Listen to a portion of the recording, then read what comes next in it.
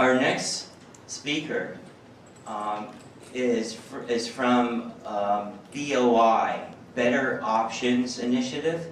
It is a nonprofit organization located in Lafayette, Louisiana, whose central goal is to change public attitudes and increase awareness of the harmful effects of parental conflict on children. It is my pleasure to introduce Jim Chance, who is the president of BOI, who will introduce today's speaker. Jim? Hi. Good morning, everybody. I'm Jim Chance. I'm the president of Robert. I'm the president of BOI. We're about a 2-year-old organization. I'm going to give the introduction and tell you a little bit about our strategy, and then Eric's going to take the bulk of everything. Before I get started, I do have a note from my mother that I promised I would read. Dear Dr. Bernay, I want to thank you and your group for getting my son Jim to wear his nice clothes. Having seen you accomplish this, I have no doubt you will achieve victory over PA.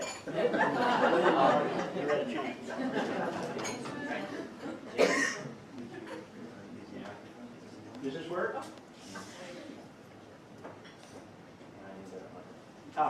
Usually too loud anyway. Let's see if I can figure out how to work everything. Okay, so we did this slide already. Why Better Options Initiative? When we first started out, we decided the first thing we wanted to do was talk to people in our area and people that dealt with parental alienation on a day-to-day basis and see what their perspective is. So we talked to the family court judges, the hearing officers, people doing the evaluations, the people working with the families and the children in therapeutic settings. And we found out a couple of things that surprised us. First, there was no lack of parental alienation whatsoever. There was also no lack of concern whatsoever. What we found was a great deal of frustration. People saw parental alienation, recognized parental alienation, saw it as a problem, but felt frustrated because they didn't have very good options to deal with it. They saw it, wanted to do something, but they didn't have anything they could do. Okay, so we decided we wanted to be the people that gave them better options, and that's why we have the name that we do. Okay, here's our mission statement. Is this working? Yes. Is it better this way? No. Okay, this is official. Our mission is to eliminate harm to Acadiana's children associated with parental relationship dissolution. Big mouthful. A couple things to point out. One, we're quite a bit broader than parental alienation. We're concerned about a lot of things, domestic violence, addiction, psychological problems in the parents, those kind of things. Those kind of things bring real harm to the children. So we don't think it'd be fair to leave them out. The other thing is, if our only concern in life was parental alienation, we think it's better to take this broad approach. Because when people encounter parental alienation, they're not sure what it is. And they have to be kind of conversant with all these things to recognize it and deal with it the way they need to. The other thing is, we're quite a bit narrower than parental alienation, or at least a little narrower than parental alienation, and that we're only concerned about parental alienation to the extent it harms children. Now, a lot of people would think that might be a distinction without a difference, but I think if we go down a few slides, you'll see that it ended up making some real differences in the way we approach things. Some of them, I think, are really for the better. I guess the final thing is we're only concerned about Acadiana's children. We've got hard geographic boundaries, and that's kind of had some interesting effects too. Let's see. Local organization. We're a 3-parish area. Parish is like a county. We have county parishes instead of counties. About 350,000 people. We can get from our office to anywhere in our area in about half an hour, 40 minutes. Okay, in that area we have pretty much everything we need to address the problem. We have our own family courts, we have our own appellate courts, we have our own school systems, we have our own Catholic diocese, we have our own research university. We have our own regional office of Department of Children and Family Services. Okay? Let's see, I have to look at my notes now. There's about 20 key players in this area. If we want to solve parental alienation, we can use the small conference room. We don't have to get everybody in the whole world. A room half the size will do. So it's a much more doable problem than solving in the whole world. And here's an interesting question. If you solve it in one spot, what does that do for the whole world? Okay, let's see. Where am I? Local organization? Yeah, a couple of other things. Because we're local, we get good cooperation. I mean, people care about their families first, their friends and neighbors second, and everybody else in the world in some kind of vague, ephemeral way that really doesn't hold much water. We say we're giving these people better options. They give us a lot of stuff too.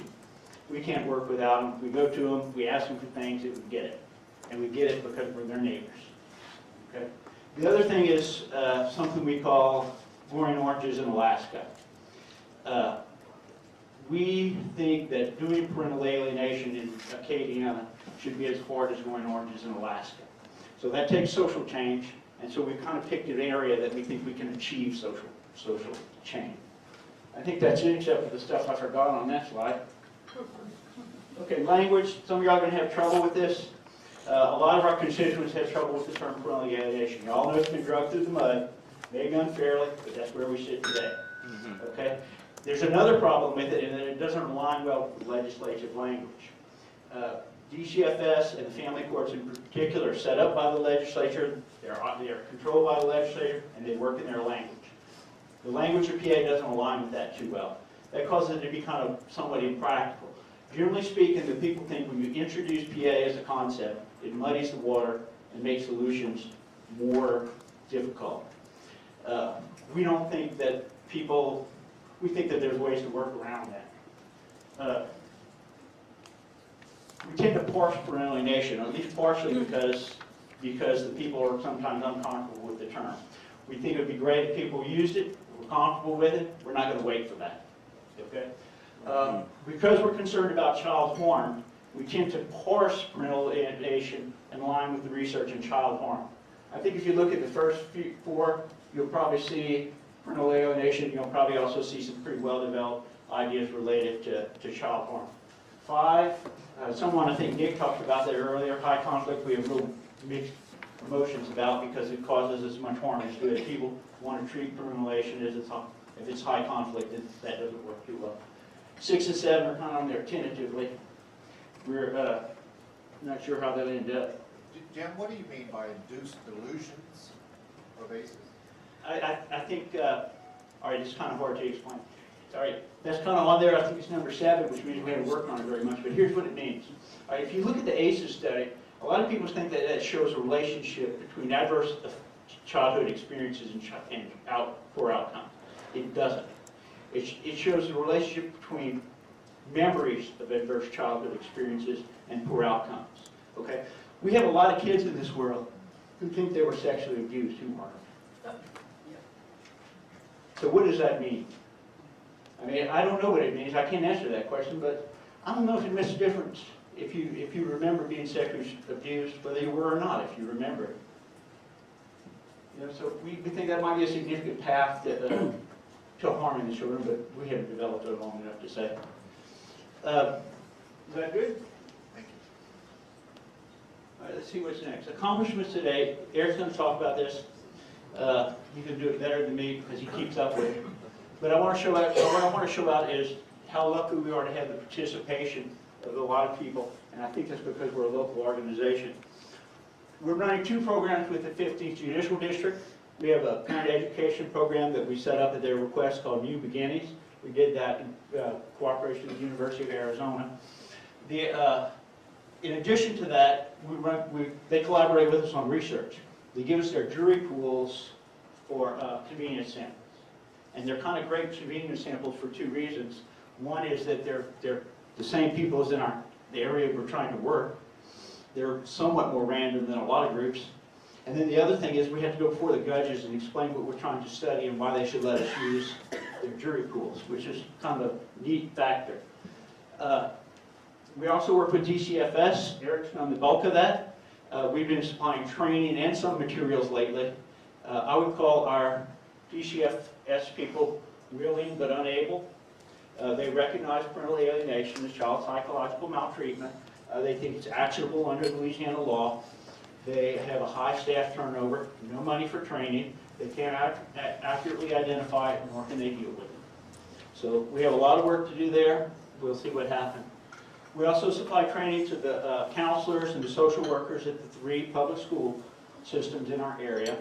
Same with Diocese of Lafayette Catholic school system, except that we also work with the administrators in the Catholic school. University of Louisiana Lafayette does our research with us. I was easily able to volunteer for Dr. Benet's request yesterday because we're working with 7 different professors at the university on different things. We have 2 on the board. One's teaching in the New Beginnings program, and 4 are working on research with us. So we have good relationships there. One thing I want to point, also the university, they're establishing a group for adult children. Due to their research, they thought they had a need for that, so they're going to do it. It's kind of neat because that's just when kids are getting a little bit free from their families. Something I want to point out, there's another thing I want to point out. The program, adult children program at University of Louisiana at Lafayette, we're doing with Family Tree, the largest nonprofit counseling group in our area. The New Beginnings program, we're actually running 2 of them, one with each of the 2 biggest counseling firms in the area. So we're kind of building up to critical mass. At one point it felt like we were pushing a ball uphill. Now it's kind of seeming like the ball is rolling on its own. We do think we're kind of reaching some kind of tipping point, and we're pretty excited about that. Challenges going forward, I always like to come up with the unsolvable before I hand it up to Eric. But at this point, we don't have a home run idea for the severe form of PA. The mild and moderate actually look like they're handled pretty well by the New Beginnings program. I don't think we have firm enough data to say whether they work positively in what situations, which one they don't. But it looks like they work pretty well. Severe, I know a lot of people are working on it, but it's a tough problem. We have everybody in the room, we get everybody in the room, but we don't have a story to tell them. Okay, unless there's some questions, I'm going to turn it over to Eric. We'll do questions at the end. Do questions at the end. Okay. Thank you, Jim. Can everyone hear me okay with this? All right. I need to use my hands to manipulate some of my research, so it would be easier if I had this microphone media as opposed to the handheld. I want to actually change the slide. There we go. I'm here to talk to you about 3 completed research projects that I did not complete, but I'm describing to you that were completed by some of the professors that Jim was just speaking about from the University of Louisiana at Lafayette. Oh, thank you. Afterwards, I'm going to speak to you about the research that I'm currently doing with the Department of Child and Family Services. And I'm going to end with some of the future research directions where I'm hoping to get some of your feedback. So, the present research, or this current research by Wozencraft, Tozin, and Romero, is a replication study that is complete, by the way. I do want to make a quick disclaimer. I did not include the results. I didn't think it was ethical for me to do that, as they are currently going through the review process to be published in a peer-reviewed journal. So out of respect for the original authors of this research, I'm just going to describe to you and read to you the results. If any of you would like to see them, I actually have all the data here. You're welcome to look at them and review them. So this current research explores the particular type of parent conflict and its impact on psychological functioning of children, adolescents, and young adults. Specifically, parental loyalty conflicts, or we call them PLCs, and maneuver in which parents involve children in their conflict by asking children to engage in behaviors that make them feel disloyal to the other parent. So this current study was a replication and an extension of Baker and Broussard, their 2013 study, and Baker and Eichler, 2014. In 2013, Dr. Baker and Broussard studied high school youth exposure to parents' use of loyalty conflict behaviors and the youth's well-being. The study was conducted at an all-boys Catholic school. How many of you are familiar with this study? Any of you? Okay, 3 of you. All right, good.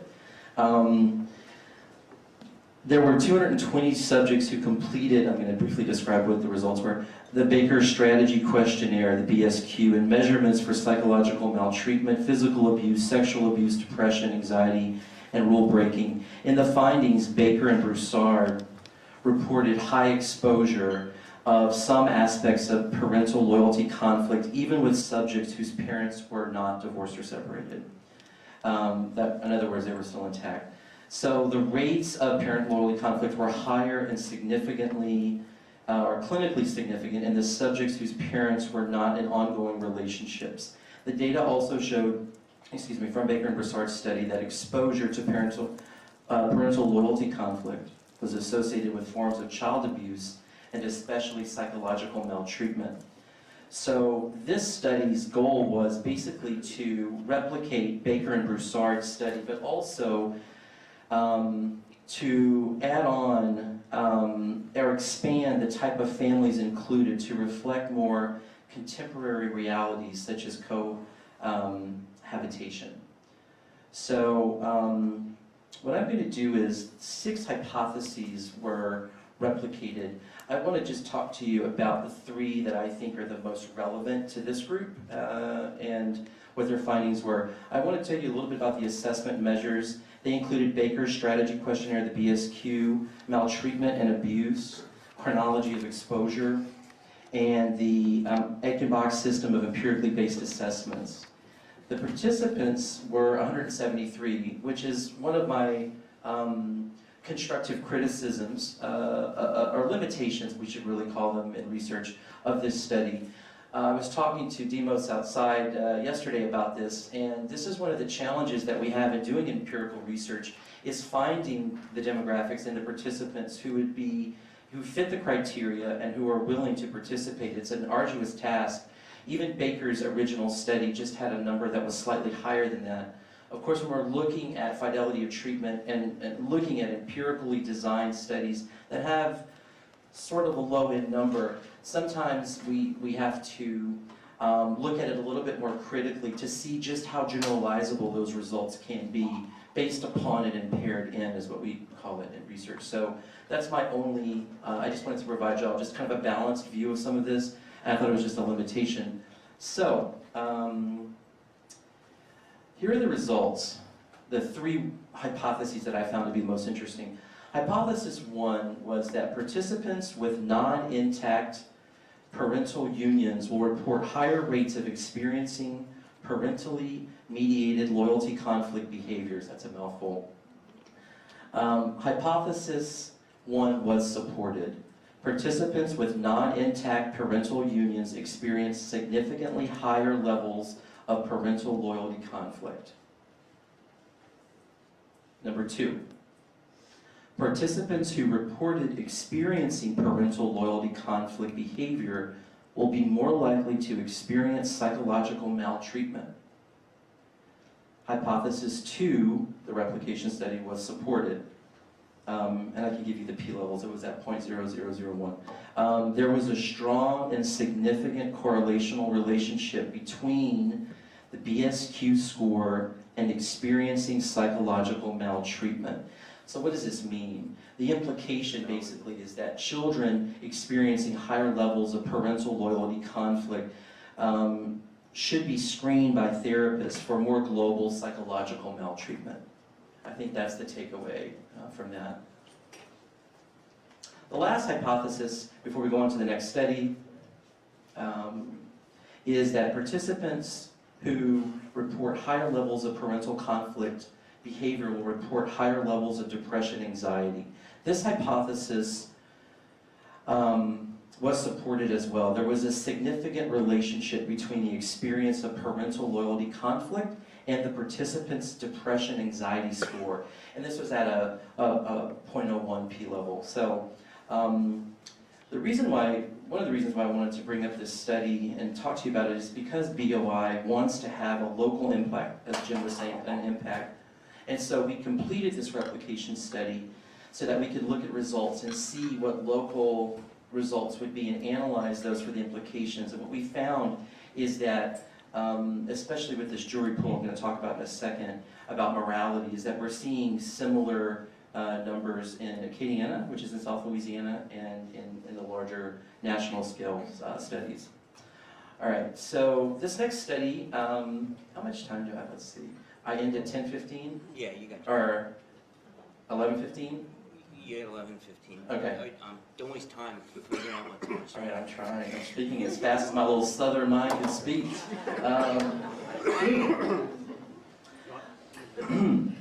All right, so I'm just gonna, I have so much else to cover. Let me just give you the results of this because I really want to get into some of these other pieces and get your feedback. That's really one of the main reasons why I want to do this talk with you. So this lens study was a replication of the Fabricius and I don't know, Lucan study. I think that's Lincoln study. And a major finding, so what this study essentially was about in the replication was that subjects from divorced families reported significantly higher adverse childhood experiences scores than those from intact families. Specifically, higher prevalence of emotional neglect and abuse, physical neglect, mother battered, mental illness, substance abuse, some of the things Jim was just talking about, and interpretation of household members were noted. There was no difference in the prevalence of physical abuse and sexual abuse for divorced versus intact families. The major finding from this study was living arrangements with more time spent with the father and less exposure to parental conflict were positively associated with a better relationship with the father, which in turn led to higher levels of perceived health.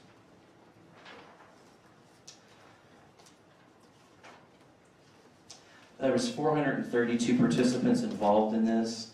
They were given, the procedure was they were provided with different scoring to do, such as the adverse childhood experiences scoring, and the results were, things were run through different data analyses, and the results were largely in line with the Fabricius study.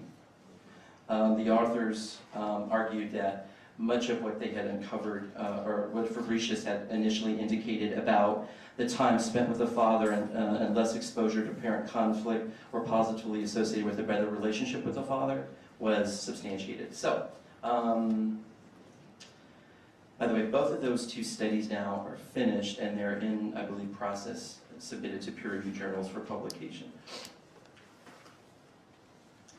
All right, so this is one of those jury surveys, and I don't know if you can even see that. No, not unless you have, maybe it's kind of small. Anyway, it doesn't really matter. It does matter, but I can give you the takeaway from it. The piece about this was that this was a jury pool study. I'm trying to find my notes on it, and if the participants were provided with scenarios of different living arrangements, and let's see if I can find it. It's right here. Okay, I found it. And what we saw is that scores comparing local Acadiana jury information with national scores were very, very similar when it came to the time that participants found were important to spend with their father.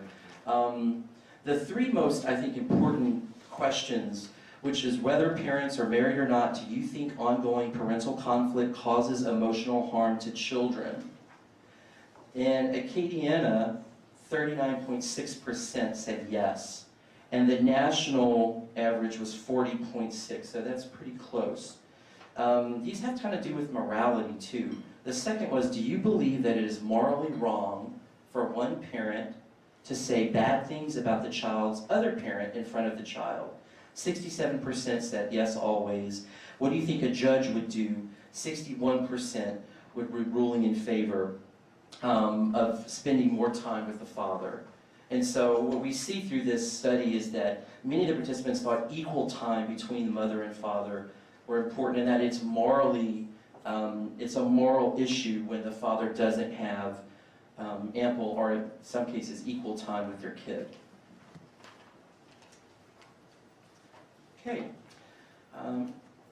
The New Beginnings program, have any of you ever heard of it?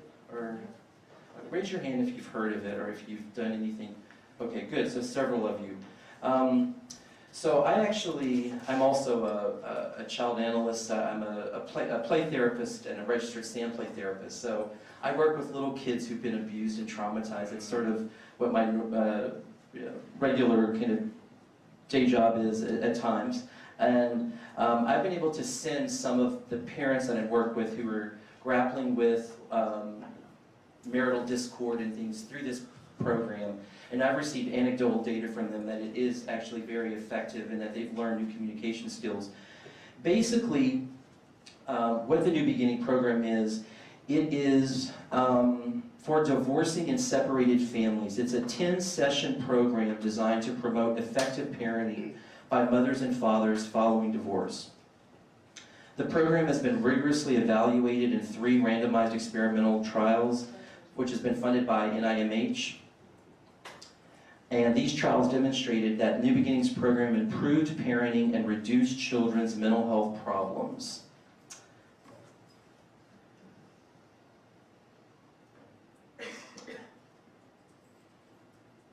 So basically, what parents do is they go through this 10-week program. It's not psychological, even though I think, and I've told Dr. Elliott, that my co-director, and Jim this too, there is a therapeutic benefit from this experience, though, from being in a group of other parents who are going through similar challenges.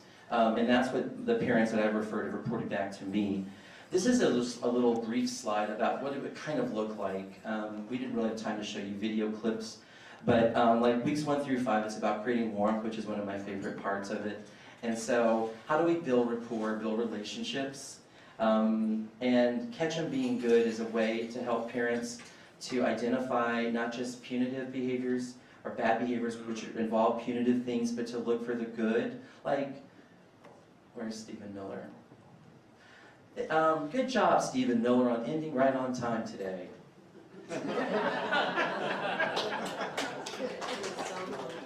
Wonderful, I feel better already. On this group, at what point were they, in what stage in separation or divorce were they in? In the beginning, or how far into the divorce were these families? Which group? You're talking about for the New Beginnings? Correct. It really depends. I think there's various levels, and some of these were referrals from, are you talking about the patients that I sent through? Correct, the ones that you're speaking about. Okay, they were in the process of getting a divorce. Their divorce hasn't even been finalized yet, but there was conflict going on, so it was in the middle of that legal process. They were still cohabitating or were living separately. Eric, can I interject? Sure. The vast majority of participants in New Beginnings are sent by the hearing officer when they first present to the court, shortly after they first present to the court. But there's a lot of other people too. They might be sent at a different time. Some people are sent by their attorneys. Some people are sent by people involved in therapy. And is there a court order, or Yes. it's mandatory for? If those sent by the family where they're in court. Which is why it's educational, not therapeutic. Yes, ma'am. So this is analogous to what in my state they would call a parenting plan or a parenting program that you're supposed to go through, which has been absolutely useless in our state. But this sounds like it's better. It is, and there's empirical evidence that shows that it works. Even And with narcissists? um, That's a serious question. yeah, no, I mean, I didn't take it flippantly. I immediately thought of Donald Trump, but I didn't take it flippantly. Sorry. There it is, right there. You can never escape him. He's just a few blocks from here right now. So, yeah, I don't know. I'd have to look that up. I'm not sure. Can I interject again, Eric? Yes, Sorry. no problem. Okay, the data from the people that are running the program is they feel like they're successful with about 80% of the people that enter. They feel like they are not successful with about 20% of it. Some portion of those are assessed alienator. They don't do any kind of real psychological study to know if they have whether they're narcissists or not. But they think it fails for narcissists. They think it's right. That's what yeah, thank you. That's exactly what I was looking for. I do have a question. Yes, ma'am. We just heard over the last 2 days from 2 noted experts, from Nick Woodall and from Steve Miller, that traditional therapy is ineffective in cases of parental alienation and in fact is counterproductive Why are you advocating it for parental alienation? Yeah, it's not traditional therapy. I'm sorry if you misheard. It's actually an educational program that's based at the University of Arizona that provides communication skills it's not reunification. I think what you're referring to is reunification. That type of therapy is not conducive to traditional forms of humanistic. This is not therapy. This is just educational. It's psychoeducational information that's given to parents. I think there's a percentage of something like, if there's 100% divorces and 80% of them can't turn out normal, 10 or 20% of them have parental alienation, and I think, I'm sorry, I forget his name, his figure would then make sense why 10 to 20% of them don't make it through the program, because those are the very high conflict. So this is a program given to any divorcing family so that they learn how to co-parent appropriately, and then you have your out-of-the-box ones that don't quite. The outliers with personality disorders, Right. yeah, they're going to self-select out or never start in the first place, possibly. I Yes. do have a question. In a given session, do you have both parents present in the same session, or do they attend No, individually? and I don't actually do this program. This is just something that So you the don't have any non-for-profit. information on that? No, I mean, I haven't, I've been through the training, but I Yeah. don't actually, I'm just speaking about one of the programs that the Yeah. non-for-profit offers. Okay. Yeah. Thank you. All right. All right. Now, the next program I can speak very fluidly about because it's my research program. This is the Department of Child and Family Services Community Engagement Program. I want to read you a quote. I think I have 8 minutes left, so I'm going to be quick, by Garber, from 2004. He says, child protection agency providers, such as staff members affiliated with the Department of Child and Family Services, must be trained in the recognition of the constellation of behaviors and psychological effects of parent alienation, trauma-informed assessment and treatment, and co-parenting practices, which is what this new beginning provides people educationally. Lawmakers must consider the value of recognizing any dynamic that corrupts a child's secure attachment. Makes me think about some of your talk yesterday, as a reportable act of abuse in establishing supportive and corrective interventions. So this is a grant, an internal grant that I wrote a few months ago. And what I did was I did some qualitative investigation from the Department of Child and Family Services. Basically, my goal was to, which is BOI's goal, was to eliminate, to eliminate harm to Katie and his children associated with parental conflict. Did I get that right? Yeah. And so the goal of this grant and this report then was to help the Department of Child and Family Services. Do y'all know what that means? It's the department that does investigations of child abuse, neglect, sexual trauma, and they also do other things like enforce child payment. What I'm thinking, child support payments, but it's called economic stability. That's the name of the department. So. Ministry of Love. Yes. What we found was 10 areas. I want to read these to you. Why? Because a lot of the children that DCFS was working with, they were affected by parental conflict. So it wasn't necessarily parent alienation. By the way, if any of you want to see my 50-page grant, it's right here. You're welcome to come look at it after. A lot of the children that they were working with were affected by parent conflict. And so these are, I just want to go very quickly, caretakers psychologically,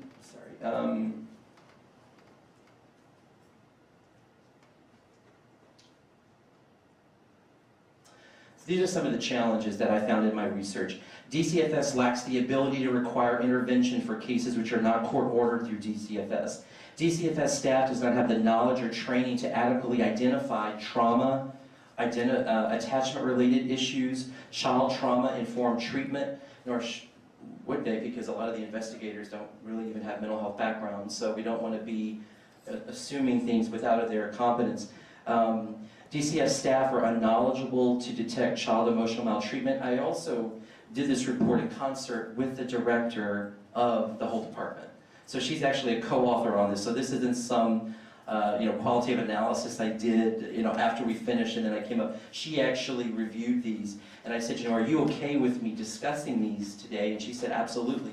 I did want to say one other thing I forgot to. With the New Beginnings program, we have a colleague in Lafayette that's working with us, Dr. Donna Oquan, and she's providing the supervision for the therapists who are providing this educational 10-week program. The videos that they did were so well received that the National New Beginnings program in Arizona is now going to use those as their main training videos. So we thought that was kind of cool, right? I made several recommendations based upon my findings for DCFS. Yeah, I don't have to read this, I know.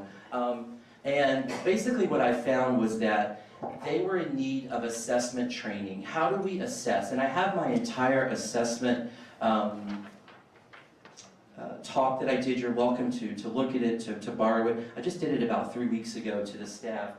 And in that, I provided information based upon what the research called for these frontline investigators of child abuse and neglect to experience, which was to be able to have essential psychological interviewing skills. I taught this at Johns Hopkins for about 9 years. So it's something that I'm passionate about, helping people. It's things like eye contact, tone of voice. It's not just, someone said yesterday, most of what you say is nonverbals. I don't remember who that was. But you're exactly right. I don't remember who said that yesterday in their talk. Yes, it was. I totally agree with you, and the research substantiates that. So, to make a long research project short, we were able to purchase play therapy mobile kits for every investigator, these huge duffel bags full of toys, so that after they finish this training, they will be able to interact and engage with children in developmentally appropriate ways. And I've been trained in forensic interviewing. I've worked with sexually traumatized children for many, many years. So we're not training them about therapy. What we're training them to do is to use toys. Toys are children's words and plays their language, so that they can feel a sense of comfort and safety when they are trying to assess these children about the neglect, abuse, and trauma they may have experienced. Our local department was so impressed with BOI's leadership in this area and in the research that had collaborated with the department, that there's now talks, and I was given permission to say this as well, just wave to the camera, just a little,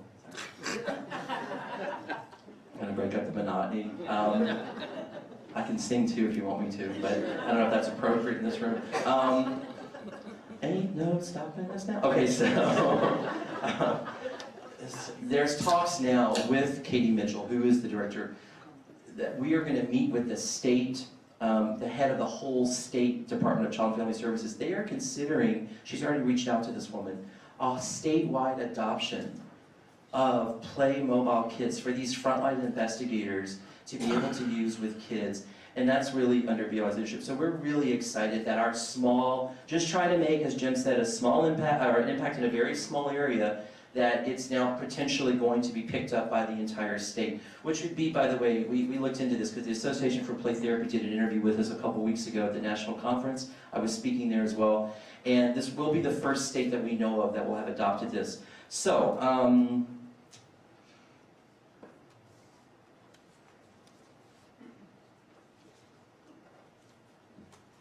it's not, my slides aren't going.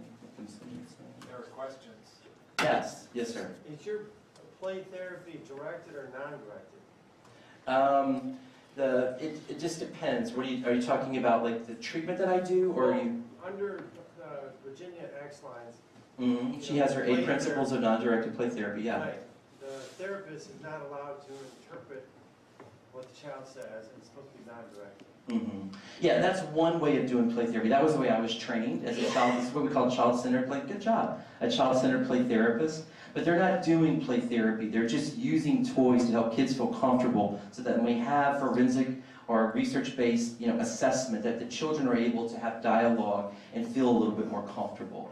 When I am doing a training next month on trauma-informed treatment, I will be presenting Virginia Axline, but also Gary Landreth really modernized it in the 90s, the child-centered. And then what we do, what the research shows as effective with kids who've been affected by trauma is not child-centered, as I'm sure you know, it's integrative. So there's an integrative modality that looks at incorporating non-directive modalities with evidence-based practice such as CBT and filial therapy, which has the highest treatment effect size of change. Yes, sir. Right, but then is the abuse status known or unknown for the kids that you're using your integrative model with? Okay, now we're getting to my clinical practice. Is that what you're talking about? Or Or? what you just described. You said Sure. You're incorporating a non-directive approach with some other kind of approach. This is for abuse that's been substantiated, that referrals have come in to the clinic. This has nothing to do with BOI. This is my own, this is something totally separate. I thought you were asking me about my practice. Yeah. Okay. Yes. Okay, so, I know you mentioned this bag of tools. Just out of curiosity, asking, do you have any of Gardner's games that he created? He's got a game called Feelings, and I'm not sure many people realize that Dr. Gardner created quite a few games. No, I didn't know that, but I'm glad I will look that up. And then the Because other- I'm always looking for new, I get tired of playing the same old That was games. one of his biggest, okay, unfortunately, folks, I did know Dr. Gardner. Come on. Right, I did know Dr. Gardner, I went to school with his kids. So, and he was my therapist, and that's how I know about the games, because I played them. Okay, also, one of the things that was told to me by DCF was the reason they will not investigate psychological abuses because they don't know how to recognize it. Okay. They can't understand it. They said Right. the only way they will is if a child has reported or a person has reported it to a therapist who has determined it to be psychological abuse, and then they can use that as testimony or whatever. Right, but that's still one of, and I forgot to mention that, that's here highlighted in one of these linen paper. There are only a handful of analysts or of assessors who have been comfortable enough to attribute child psychological abuse to referrals that have come in through the Department of Child and Family Services. We're trying to change that. We're trying to expand that so that people feel comfortable with that. I think I'm getting the hook. Any questions, any comments, about our future research directions, which we didn't even get to, but here they are. Yes, ma'am. Hi. Hi. When you get those, studies related to BOI, published in peer-reviewed journals, please post them on the researchgate.net Okay. website. I'm finding, parental alienation research, some good, better than others, but, from all different countries through ResearchGate. Okay. The last thing I just want to. Can we hold questions till later? Green wants to finish this. Some Just mistake. 30 seconds. I was gonna say that I hope next No. time they allow you one more time. Yeah, because well, I we find will. you absolutely Charming. enchanting. We will. Thank you. We will. I'll tell you my plan.